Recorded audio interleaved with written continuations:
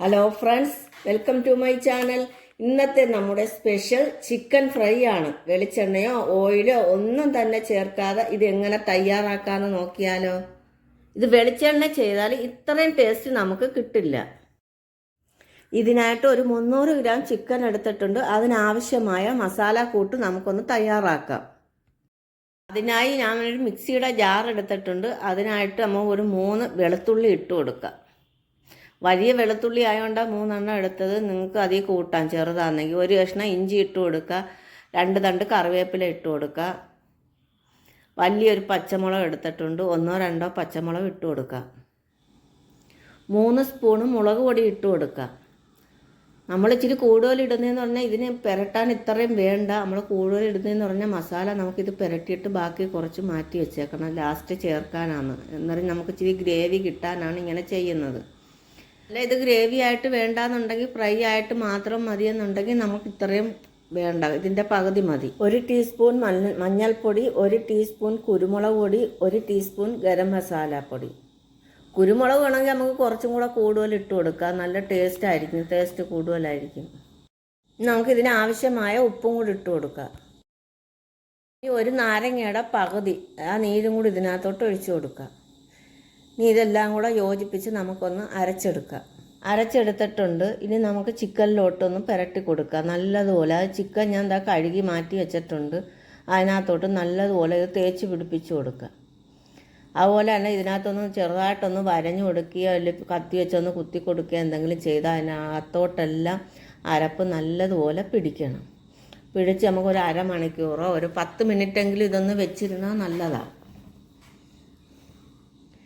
ഇതിൻ്റെ ഉള്ളിലോട്ടെല്ലാം നല്ലതുപോലെ നമുക്ക് കൈ ഇട്ട് ഇതിനകത്തെല്ലാം ഒന്ന് അരപ്പെല്ലാം മൊത്തത്തിൽ പിടിക്കത്തക്ക രീതിയിലൊന്ന് ചെയ്ത് കൊടുക്കാം. നമ്മൾ അരച്ചെടുത്ത കൂട്ട് ഇനി കുറച്ചും കൂടി ഇരിപ്പുണ്ട്. അതൊക്കെ കളയണ്ട. നമുക്കിതിൽ ചെയ്തെടുക്കുമ്പോഴത്തേക്ക് നമുക്ക് ലാസ്റ്റ് ഇട്ട് കൊടുക്കാം. കുറച്ചും കൂടെ ഗ്രേവിക്ക് അനുസരിച്ച് ഇച്ചിരി അരപ്പ് മാറ്റി വെച്ചിരുന്നാൽ മതി. തോനെ അരപ്പ് മാറ്റി വയ്ക്കുകയാണെങ്കിൽ ഗ്രേവി കൂട്ടിയെടുക്കാൻ പറ്റും. ഇനി നമുക്ക് ആ ചിക്കൻ റെസ്റ്റ് ചെയ്യാൻ വെച്ചിട്ടുണ്ട്. അതിനാകുമ്പോൾ വെച്ച് നമുക്ക് ഒരു അരമുറി തേങ്ങയുടെ പാല് പിഴിഞ്ഞെടുത്ത് ഒരു പാത്രം വെച്ച് ചൂടാകുമ്പോഴത്തേക്ക് ഈ തേങ്ങാപ്പാൽ അങ്ങോട്ട് ഒഴിച്ചു കൊടുക്കാം. ആ തേങ്ങാപ്പാൽ ഒഴിച്ചു കൊടുത്ത് അതൊന്ന് തിളച്ച് വരുമ്പോഴത്തേക്ക് നമുക്ക് ചിക്കൻ അങ്ങോട്ട് ഇട്ട് കൊടുക്കുക.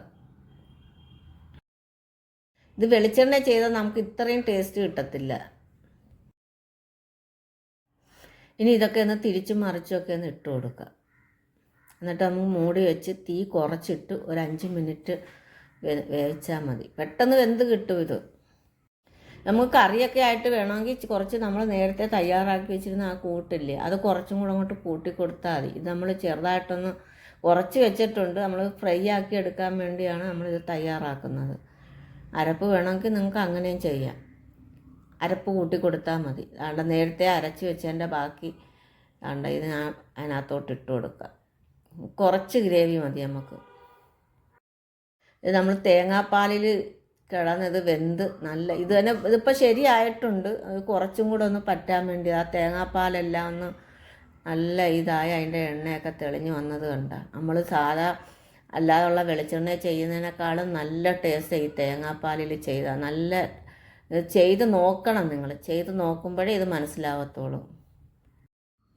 ഇത് ചെയ്ത് നോക്കിയിട്ട് ഇതിനകത്തൊന്ന് കമൻ്റ് ഇടണം. അന്നേരം ബാക്കിയുള്ളവർക്ക് ഇത് മനസ്സിലാവും കൊള്ളാവോ ഇല്ലയോ എന്നൊക്കെ. ഇനി നമുക്കിതിലോട്ട് മല്ലിയിലയോ കറിവേപ്പിലയോ നമുക്ക് ഇഷ്ടമുള്ളതെല്ലാം ഇട്ട് കൊടുക്കാം. ഞാൻ 2 തണ്ട് കറിവേപ്പില ഇട്ട് കൊടുക്കുന്നുണ്ട്. എന്തൊരു മണമാണെന്നറിയുക. നല്ല മണമായത്. ഇതിപ്പോൾ നമുക്ക് വലിയ ജോലിയില്ല. മായം കലർന്ന വെളിച്ചെണ്ണ ഇല്ല.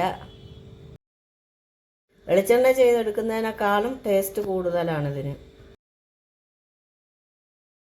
ഈ വീഡിയോ നിങ്ങൾക്ക് എല്ലാവർക്കും ഇഷ്ടമായെന്ന് വിചാരിക്കുന്നു. ഇഷ്ടമായാൽ ഒന്ന് ലൈക്കും കമൻറ്റും ഒക്കെ ചെയ്ത് ഒന്ന് സപ്പോർട്ട് ചെയ്യണേ. അടുത്ത വീഡിയോയുമായി അടുത്ത ദിവസം വരാം. ഓക്കേ.